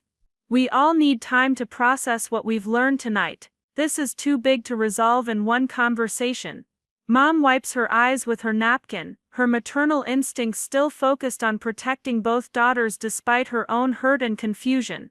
Rebecca, I want you to know that we love you regardless of your profession or your choices. But I also need you to understand how betrayed we feel right now. I understand, Mom, I reply, meaning it despite my inability to change the past 8 years of deception. I never intended to hurt anyone, but I recognize that impact matters more than intention. Victoria gathers her purse and keys with sharp, angry movements. I need to leave before I say something I'll really regret. David and I have enough legal problems to deal with without adding family drama to the mix. She pauses at the dining room doorway, turning back to face me with an expression I can't quite read. Rebecca, I don't know how long it's going to take me to forgive this. You've made me look like a fool in front of my colleagues, my clients, and my community. The fact that you're my sister doesn't excuse what you've done to our family. Victoria's parting words carry the weight of permanent damage to our relationship, consequences I knew were possible but hoped to avoid. After Victoria leaves, the remaining family members sit in uncomfortable silence, processing the evening's revelations while the grandfather clock marks time with mechanical precision. The dining room feels smaller somehow, as if the walls have contracted around our diminished family circle. Rebecca, Dad says finally, his voice carrying the exhaustion of someone whose fundamental assumptions about reality have been challenged. I think we all need some time to think about what happened tonight and what it means for our family going forward. I agree, I respond, standing to clear dessert plates while seeking the comfort of routine tasks. I want you all to know that I'm sorry for the pain my choices have caused. I hope we can find a way to rebuild trust, but I understand that will take time. Uncle Robert helps me carry dishes to the kitchen, his presence offering quiet support without requiring conversation.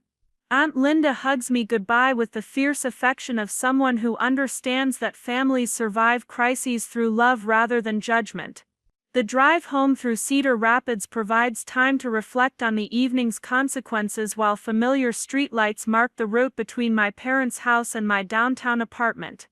Victoria's anger was expected, but the depth of Mom and Dad's hurt surprised me with its intensity. Their pain about worrying unnecessarily for 8 years feels heavier than Victoria's professional embarrassment. My apartment feels different when I arrive, as if the revelation has changed not only my family relationships but also my physical environment. The law books and judicial opinions that line my shelves were once symbols of secret professional achievement. Now they're evidence of elaborate deception that hurt people I love. The weekend passes quietly, giving me time to prepare for Monday's inevitable media coverage and continued professional consequences. Michael Chen's article appears in Tuesday's Cedar Rapids Gazette with the headline "Local Judge's Family Unaware of Judicial Position Transforming Private Family Dysfunction into Public Entertainment for Readers Who Enjoy Stories About Local Government Officials Caught in Embarrassing Situations." The article is fairly balanced, presenting facts without unnecessary editorial commentary, but the comments section online reveals the community's fascination with the human interest aspects of the story. Some readers express sympathy for family dynamics that created impossible choices, others criticize my deception as evidence of poor judgment that disqualifies me from judicial service.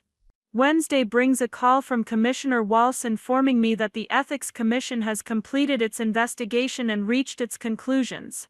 Judge Thompson, we're recommending formal censure for failing to disclose the family relationship immediately, but we're not recommending removal from the bench, she explains, her tone professional but not unkind.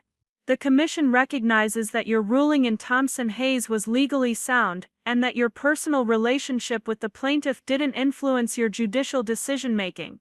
However, the failure to disclose creates ethical problems that require formal response. The censure will remain part of my permanent judicial record, but it won't end my career or prevent me from continuing to serve the community. Thursday evening finds me at Murphy's Diner for my regular shift, the familiar routine offering comfort after a week of professional and personal upheaval. Grace greets me with her usual warm smile, but her expression shows concern about the media attention surrounding my situation. "How are you holding up, honey?" she asks, settling into a booth during a brief lull in the dinner rush. "I saw the newspaper article. Must be difficult having your private business discussed publicly like that."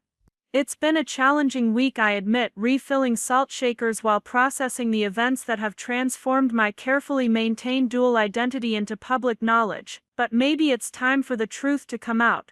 Keeping secrets was becoming more difficult than dealing with their consequences."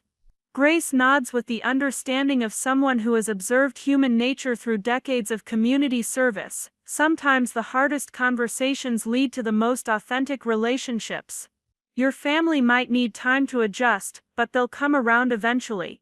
"I hope so," I reply, though Victoria's parting words suggested that forgiveness might not come easily or quickly. "Right now I'm focused on doing my job well and proving that personal family complications don't affect my professional judgment." The evening shift passes with familiar faces and routine conversations that remind me why I chose to continue working at Murphy's despite my judicial responsibilities. These relationships, built on daily interactions rather than professional achievements, represent the authentic community connections that drew me to municipal court work initially. As I'm closing the diner around 10 o'clock, my phone buzzes with a text message from an unknown number. "Judge Thompson, this is Patricia Gonzalez from the Tenant Advocacy Group. We wanted you to know that your ruling in Thompson-Hayes is exactly the kind of fair enforcement our community needs. Thank you for protecting vulnerable residents." The message reminds me that judicial decisions affect real people's lives in ways that extend far beyond family dynamics or media coverage. 2 weeks later, I receive a formal invitation to speak at the State Judicial Conference about community-based justice programs, recognition that my professional reputation has survived the ethics investigation and media attention. The invitation suggests that colleagues understand the difference between personal family complications and judicial competence. "Victoria hasn't spoken to me since the family dinner revelation, but Dad calls occasionally with awkward conversations that slowly rebuild our relationship. Mom sends cards with carefully neutral messages that express love without addressing the underlying trust issues created by 8 years of deception." The Thompson-Hayes compliance hearing proceeds without my involvement, with a visiting judge from another district overseeing the settlement negotiations. Victoria's company eventually agrees to bring all properties into compliance with building codes and submit to 2 years of enhanced oversight, precisely the outcome I would have ordered if family relationships hadn't complicated the proceedings. 6 months after the revelation, I stand before the mirror in my chambers, adjusting my judicial robes while preparing for another day of municipal court proceedings. The black fabric no longer feels like a costume that conceals my true identity. It represents the professional responsibility I carry for ensuring fairness and justice in daily community interactions. My phone buzzes with a text from Victoria. "Rebecca, I'm ready to talk if you are. Coffee at Murphy's this afternoon." The message represents the first communication since our family dinner confrontation, suggesting that time and reflection have begun healing the damage created by 8 years of deception. I respond immediately, "I'll be there at 3. Thank you for reaching out." The conversation will undoubtedly be difficult, but Victoria's willingness to communicate suggests hope for eventual reconciliation. That afternoon, Victoria enters Murphy's Diner wearing casual clothes and an expression of nervous uncertainty. She orders coffee from Grace and sits across from me in a corner booth, her usual confidence replaced by something more vulnerable and genuine. "Rebecca, I owe you an apology," she begins, her voice lacking the sharp edge that characterized our family dinner conversation. "I've spent 6 months thinking about everything that happened, and I realize my reaction was about my own embarrassment more than legitimate anger about your choices." "Victoria, you don't need to apologize for being hurt by my deception," I respond, genuinely surprised by her acknowledgement of responsibility. "Your feelings about what I did were completely valid. Maybe, but the way I expressed those feelings wasn't fair to you or helpful for our family," Victoria continues, stirring her coffee while avoiding direct eye contact. "I've been so focused on my own professional image that I forgot you're my sister first, and whatever mistakes you made came from a place of feeling overlooked rather than malicious intent." The conversation continues for 2 hours, with both of us acknowledging responsibility for family dynamics that made honest communication feel impossible. Victoria admits that her success had become a burden in some ways, creating pressure to maintain perfect appearances that prevented her from recognizing when other family members felt diminished by comparison. "Rebecca, I want you to know that I'm proud of what you've accomplished," Victoria says as we prepare to leave. "Being appointed to the bench at 32 is extraordinary, and the community obviously respects your work. I should have said that 6 months ago instead of focusing on how your revelation affected me." "Thank you," I reply, feeling emotional weight lift from my shoulders for the first time since the family dinner. "And Victoria, I want you to know that I never intended to diminish your achievements or make you look foolish. Your success is genuine and deserves recognition." As Victoria leaves Murphy's Diner, I remain in the booth watching late afternoon sunlight stream through windows that frame the courthouse across the town square. The two buildings represent the dual aspects of my life that are no longer hidden from each other or from my family. Integration hasn't been easy, but it's created space for more authentic relationships built on truth rather than comfortable fictions. That evening, I call Mom and Dad to tell them about my conversation with Victoria, sharing the hope that our family might eventually emerge stronger from the crisis created by 8 years of well-intentioned deception. Their relief is evident in voices that carry less strain than recent months, suggesting that healing can occur when people commit to honesty despite its initial discomfort. The following Monday brings routine court proceedings that remind me why I chose judicial service despite its challenges and complications. Cases involving landlord-tenant disputes, business licensing violations, and community safety concerns provide opportunities to protect vulnerable citizens while ensuring fair treatment for everyone involved in the legal system. My work at Murphy's Diner continues 2 evenings a week, offering authentic community connections that inform my understanding of the people whose lives are affected by municipal court decisions. The dual identity that once required elaborate deception now represents integrated commitment to serving Cedar Rapids through both formal judicial proceedings and informal community relationships. Grace continues offering wisdom earned through decades of observing human nature, reminding me that authentic relationships require courage to be vulnerable rather than perfect. Her perspective, combined with Victoria's eventual forgiveness and my parents' gradual trust rebuilding, creates hope that families can survive even significant deceptions when love provides motivation for forgiveness. The Ethics Commission's censure remains part of my permanent record, serving as a reminder that good intentions don't excuse poor judgment, but also that professional mistakes don't necessarily disqualify someone from continued service. The community's support, evidenced through positive feedback about my judicial decisions and continued welcome at Murphy's Diner, suggests that people understand the difference between personal family complications and professional competence. 8 years of deception created significant pain for people I love, but revealing the truth has also created opportunities for more honest relationships and deeper understanding of family dynamics that needed addressing. The woman who once served coffee while secretly presiding over legal proceedings now integrates both identities openly, finding strength in authenticity rather than exhaustion in maintaining elaborate fictions. Victoria's business eventually recovers from its compliance problems, with improved property management practices that protect tenants while maintaining profitability. Our relationship continues rebuilding slowly with monthly coffee meetings that gradually restore trust and mutual respect. Family dinners remain somewhat awkward, but they're honest in ways they never were during the 8 years when everyone operated with incomplete information about my life. The courthouse and Murphy's Diner continue representing the dual commitments that define my professional and personal identity, no longer hidden from each other but integrated into a life that serves community needs through both formal justice and informal human connection. The truth that seemed too dangerous to reveal has proven less destructive than the lies that preceded it, creating space for relationships built on genuine understanding rather than comfortable assumptions.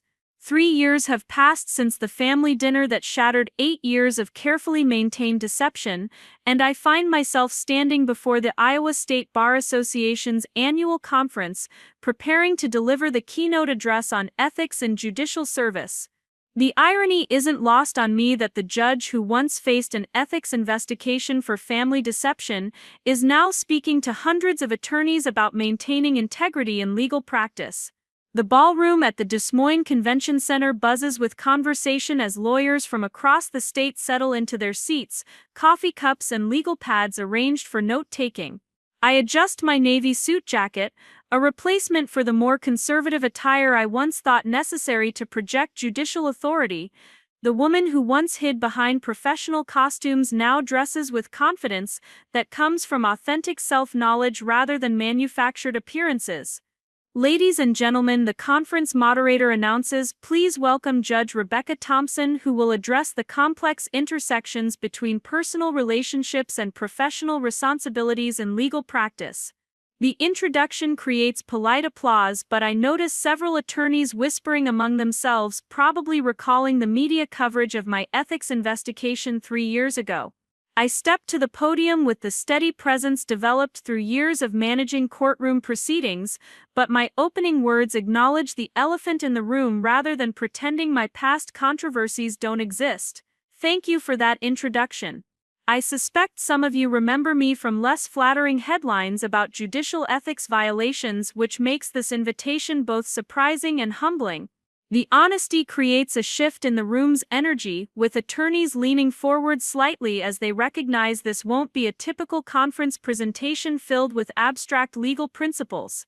Real experience, including professional mistakes, often provides more valuable insights than theoretical discussions about best practices. 3 years ago, I faced an ethics investigation because I failed to disclose that my sister was a party in a case before my court. I continue, my voice carrying the measured tone developed through judicial service but warmed by genuine vulnerability.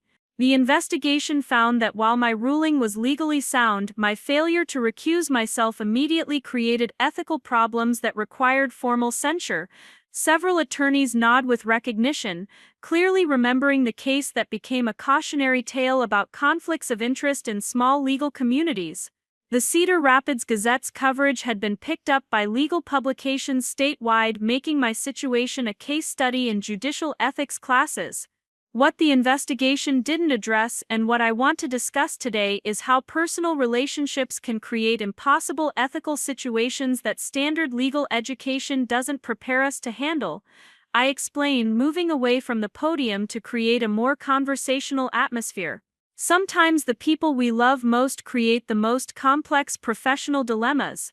The presentation continues for 45 minutes, covering the practical challenges lawyers face when family relationships intersect with professional responsibilities. I discuss recusal procedures, conflict identification, and communication strategies for managing personal and professional boundaries without destroying family relationships.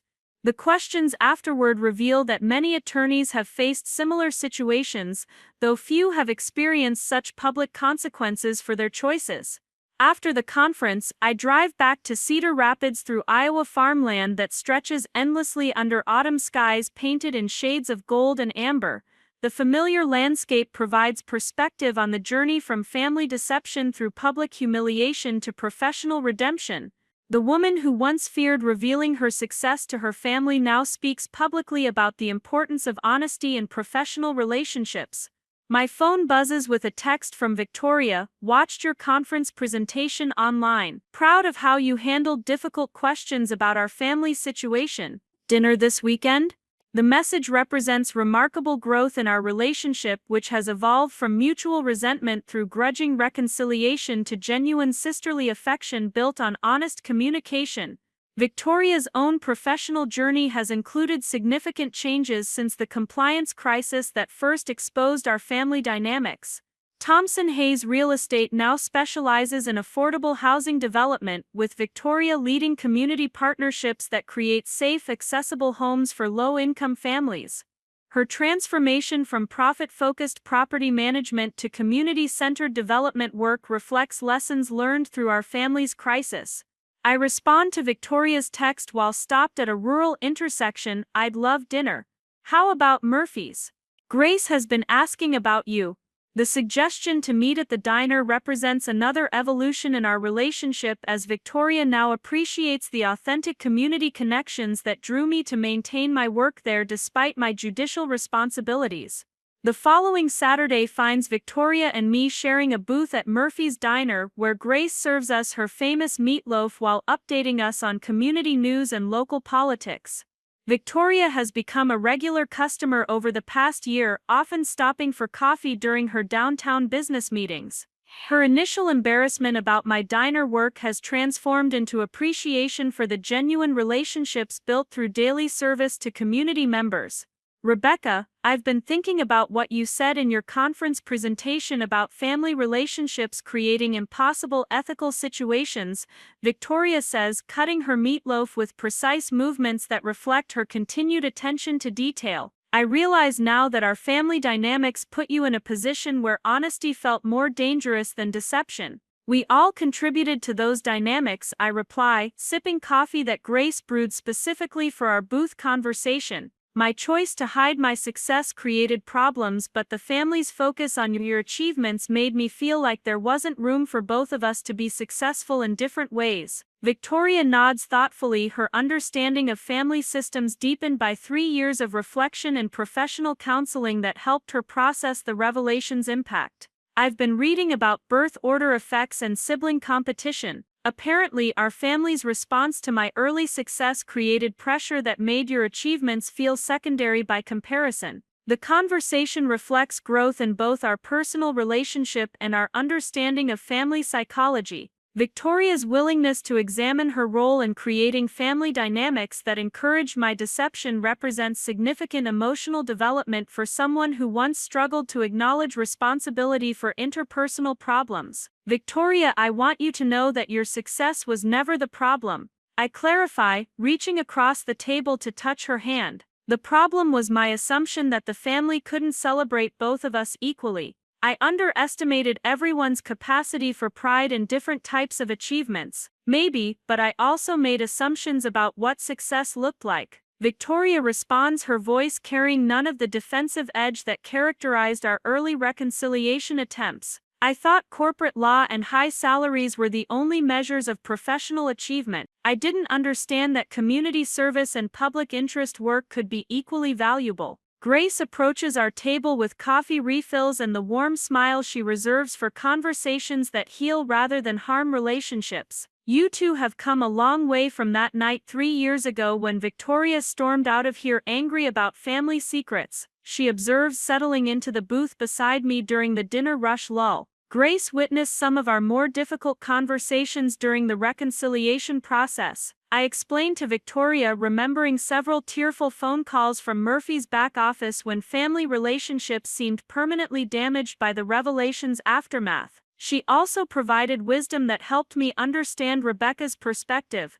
Victoria adds, smiling at Grace with genuine affection. Grace pointed out that secrets usually protect people from pain they're not ready to handle, which helped me see Rebecca's deception as misguided protection rather than malicious manipulation. The three-way conversation continues for another hour, with Grace sharing observations about family relationships developed through decades of serving community members during their personal crises. Her insights, grounded in practical experience rather than academic theory, often provide clarity that professional counseling struggled to achieve. As we prepare to leave Murphy's, Victoria mentions her latest affordable housing project, a development specifically designed for seniors and disabled residents who need accessible living spaces. Rebecca, I'd like you to review the project plans from a regulatory perspective. Your experience with housing code enforcement could help us avoid compliance problems that might delay construction. The request represents complete reversal from Victoria's initial reaction to learning about my judicial work.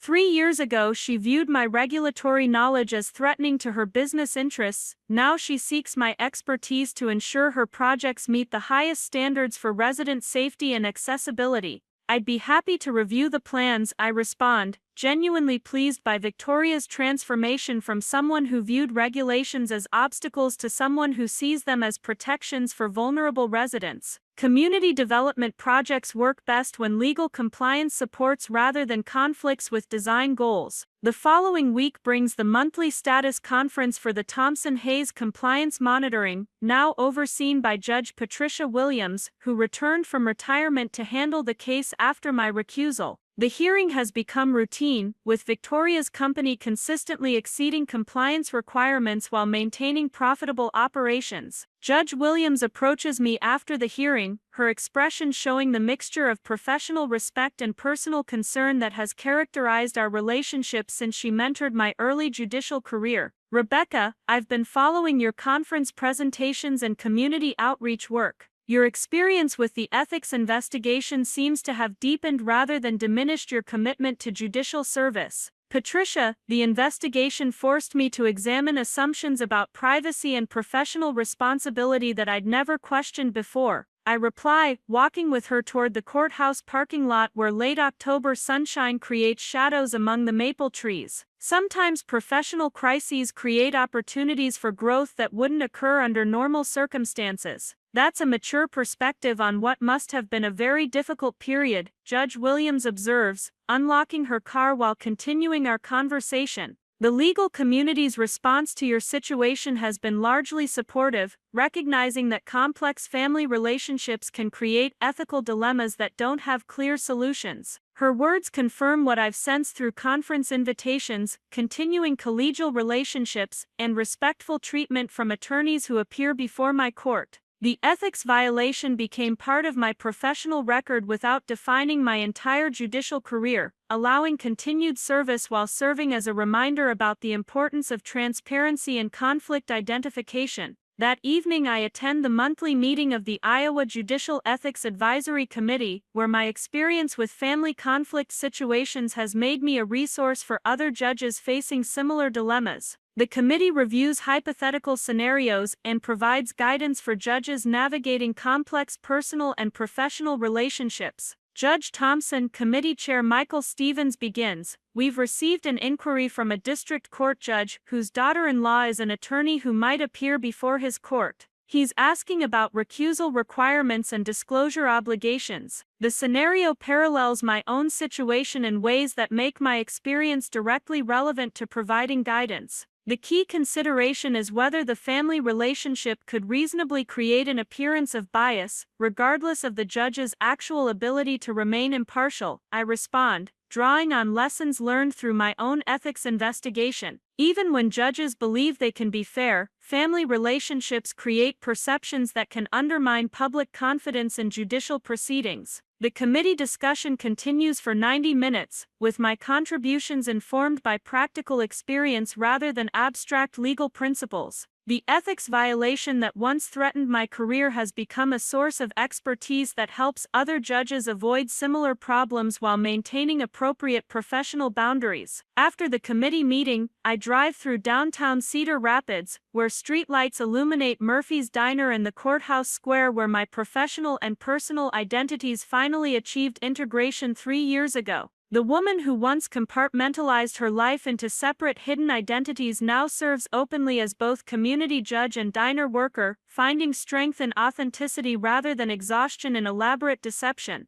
My apartment reflects this integration, with judicial opinions and diner schedules sharing space on the kitchen table, law books and community service awards displayed together on living room shelves. The careful separation that once required constant mental energy has been replaced by honest acknowledgement of both professional responsibilities and personal commitments. The next morning brings routine court proceedings that demonstrate how judicial work serves community needs through fair resolution of daily conflicts. Landlord-tenant disputes, business licensing issues, and traffic violations might seem mundane compared to high-profile cases, but they affect real people's lives in immediate practical ways. During the lunch recess, Lisa Martinez, my court clerk, mentions receiving a call from the State Judicial College requesting my participation in a training program for new judges about ethics and family relationships. Judge Thompson, they specifically want you to address how personal conflicts can create professional dilemmas that standard training doesn't cover.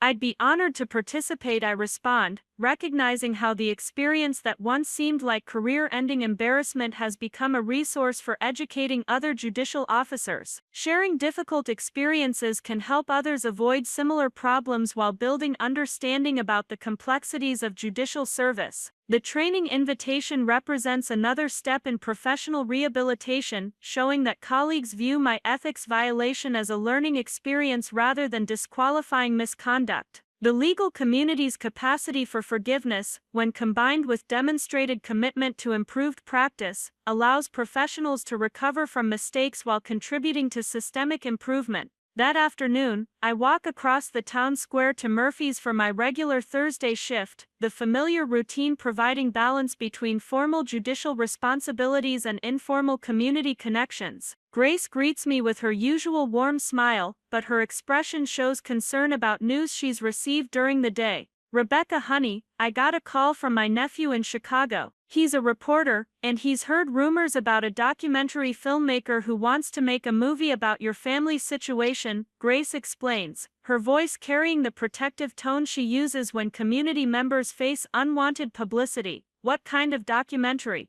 I ask, tying my apron while considering the implications of renewed media attention 3 years after the initial controversy. The possibility of having family conflicts examined for entertainment purposes creates anxiety that surprises me with its intensity. Something about family secrets and small-town justice, according to my nephew. He thought you should know in case reporters start calling again. Grace's information confirms concerns I've had about the enduring public interest in stories that combine family drama with professional authority. The evening shift provides time to think while serving familiar customers who remember the media coverage from 3 years ago, but treat me with unchanged respect and warmth. These relationships, built on daily interactions rather than professional achievements or personal controversies, represent the authentic community connections that make both judicial work and diner service meaningful. Around 9 o'clock, as I'm refilling coffee for a retired teacher who comes in every Thursday, my phone buzzes with a call from Victoria. "Rebecca, I got a strange call today from someone claiming to be a documentary filmmaker. They wanted to interview me about our family situation for a movie about judicial ethics. I told them to go away, but I thought you should know." Grace heard similar rumors, I reply, stepping into Murphy's back office for privacy.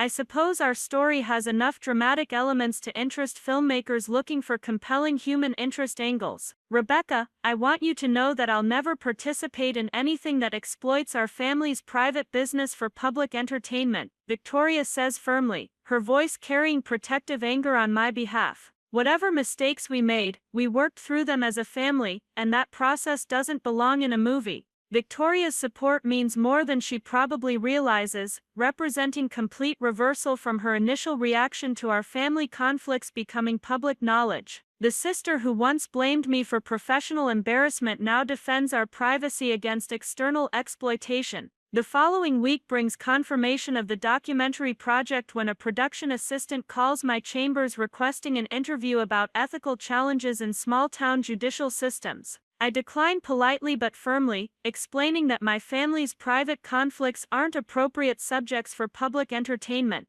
The documentary interest creates an opportunity to reflect on how much has changed in 3 years since the initial revelation destroyed 8 years of careful deception. The woman who once feared family discovery of her professional success now protects family privacy from commercial exploitation, demonstrating growth and understanding about appropriate boundaries between public service and personal relationships. Victoria and I meet for coffee the following Saturday to discuss strategies for handling continued media interest without creating additional publicity through our responses. Our conversation takes place at Murphy's, where Grace provides both practical advice and emotional support for dealing with unwanted attention. Rebecca, I've been thinking about what you said in your conference presentation about impossible ethical situations. Victoria begins, stirring her coffee while watching autumn leaves fall outside the diner windows. Maybe our family story could help other people who face similar conflicts, but only if we control how it's told. What do you mean? I ask, intrigued by Victoria's suggestion that we might transform potential exploitation into educational opportunity. I mean, we could write our own article for a legal journal, focusing on lessons learned rather than family drama. Victoria explains, her business mind recognizing possibilities for positive impact. Your experience could help other judges identify conflicts earlier, and my perspective could show how family members can support rather than complicate professional responsibilities. The suggestion appeals to me as a way to share valuable insights while maintaining control over how our story is presented. A professional article written from our own perspectives could provide practical guidance for other families facing similar situations without sensationalizing personal conflicts for entertainment value.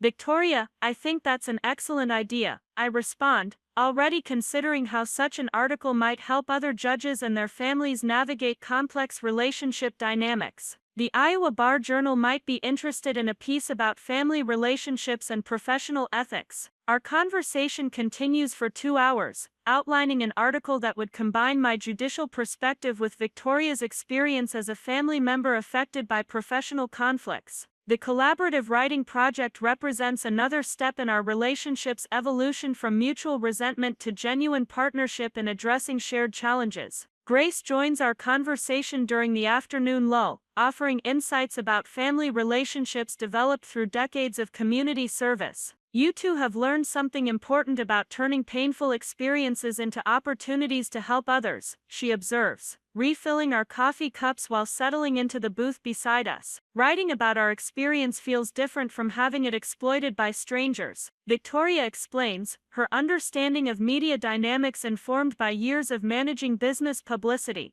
We can focus on practical lessons rather than personal drama. The article project provides structure for continued reflection on lessons learned through 3 years of family healing and professional growth. Victoria and I spend the following weeks interviewing each other about our perspectives on the events that transformed our relationship, discovering insights that hadn't emerged through previous conversations. 1 month later, we submit our collaborative article to the Iowa Bar Journal with the title Family Relationships and Judicial Ethics: Lessons from Personal Experience. The piece combines my professional analysis of conflict identification with Victoria's perspective on how family members can support rather than complicate professional responsibilities. The journal's editor responds enthusiastically, noting that few articles address family dynamics and judicial ethics from such personal and practical perspectives. The publication date is scheduled for the following spring, with advance copies distributed to judicial ethics committees statewide.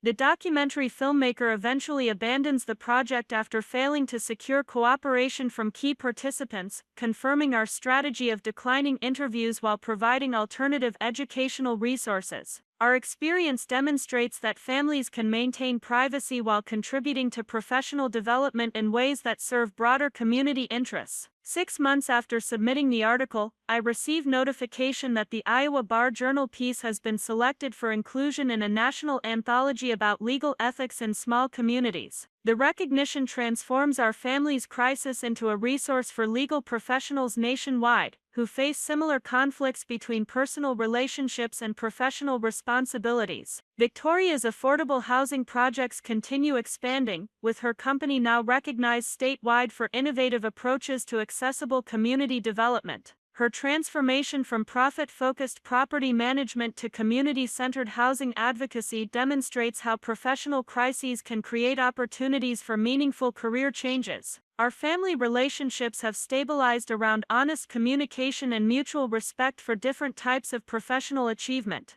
Mom and Dad now attend both Victoria's business recognition ceremonies and my judicial ethics presentations, demonstrating equal pride in our respective contributions to community welfare. The courthouse and Murphy's Diner continue representing integrated aspects of my professional and personal identity, no longer hidden from each other but functioning together to serve community needs through both formal justice and informal human connection. The woman who once feared revealing her success now finds strength in authentic integration of all aspects of her life. As I reflect on the journey from family deception through public exposure to professional redemption, the most important lesson appears to be that authenticity requires courage but ultimately provides more sustainable satisfaction than elaborate performance. The truth that once seemed too dangerous to reveal has created opportunities for deeper relationships and more meaningful work than careful deception ever provided. Standing in my courthouse chambers on a Friday afternoon 3 years after the family revelation, I review the week's accomplishments while preparing for another evening shift at Murphy's Diner.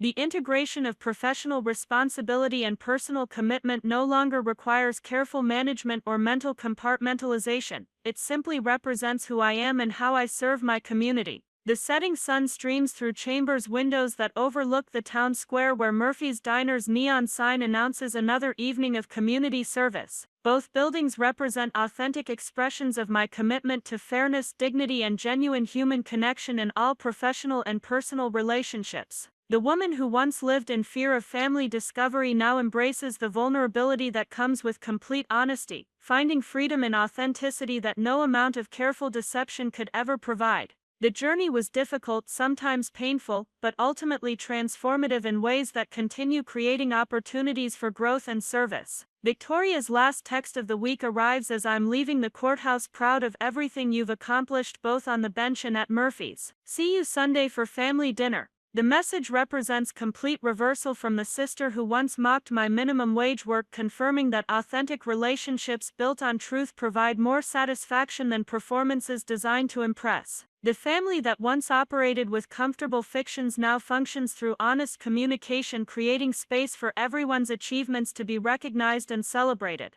The painful process of revealing long-hidden truths has ultimately strengthened rather than destroyed the relationships it was intended to protect. As I walk across the town square toward Murphy's Diner for another evening of community service, the autumn air carries the promise of winter's approach and the eternal cycle of seasons that reminds us that change, though difficult, is both inevitable and ultimately necessary for growth. The woman who once hid her light under a bushel now lets it shine freely, illuminating paths for others who face similar choices between comfortable deception and challenging authenticity. Up next, you've got 2 more standout stories right on your screen. If this one hit the mark, you won't want to pass these up. Just click and check them out.